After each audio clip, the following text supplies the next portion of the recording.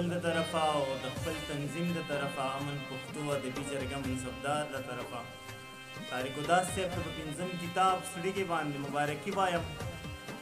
او ټولو پښتنو ته د ډېر ډېر مبارک دي. مشران ناست دي، خبرې راله هم نه راځي، خبرې کول هم نه غواړو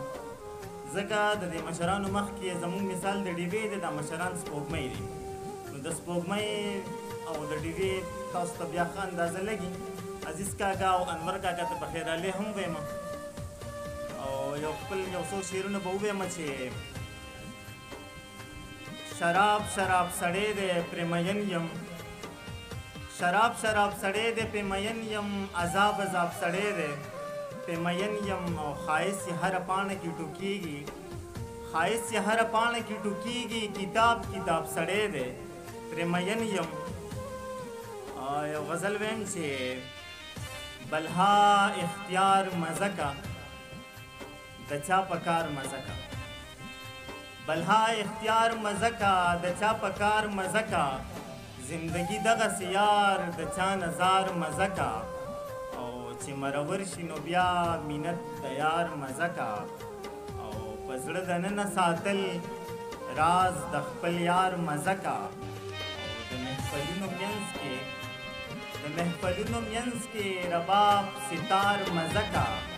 او په بیمارۍ کې خو بیا ډېره مننه، په بیمارۍ کې خو بیا خوړل انار مزه کا، او جینۍ په سره جوړه کې سړی په کار مزه کا، او هلک د قد نه وډوکې جینۍ چینار مزه کا، او ډېره مننه. هلک د قد نه وډوکې جینۍ چینار مزه کا، د مرتضی شعرونه ویل بار بار مزه کا. یو غزل بل ویم چې امن مینا او روزګار هم سړی وژني، امن مینا او روزګار هم سړی وژني، بل خوا چاته انتظار هم سړی وژني، او دلته ټول خلک چل ول باندې ځان باسي، دلته ټول خلک چل ول باندې ځان باسي، بې اعتبار په اعتبار هم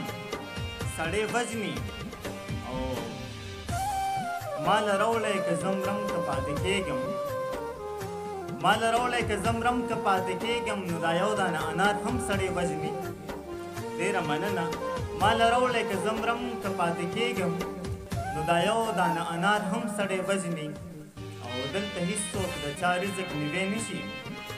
دلته هېڅوک د چا رزق نیوی نشي، په خبرو خو سرکار هم سړی وژني. مننه. چې دلته هېڅوک د چا رزق نیوی نشي، په خبرو خو سرکار هم سړی وژني، او لکه هېڅ طرز یې نه راځي په زړه کې وارث صاحب، لکه هېڅ طرز یې نه راځي په زړه کې چې زما غوندې بیمار هم سړی وژني، او که اظهار دی نو په چپه خوله مزه کا، که اظهار دی نو په چپه خوله مزه کا، په چپه خوله انکار هم سړی وژني، او د مرتضی په دوو یارانو د باور د سلو، د مرتضی په دوو یارانو د باور د سلو، نن سبا وخت کې خپل یار هم سړی وژني. والسلام. ډېره مننه.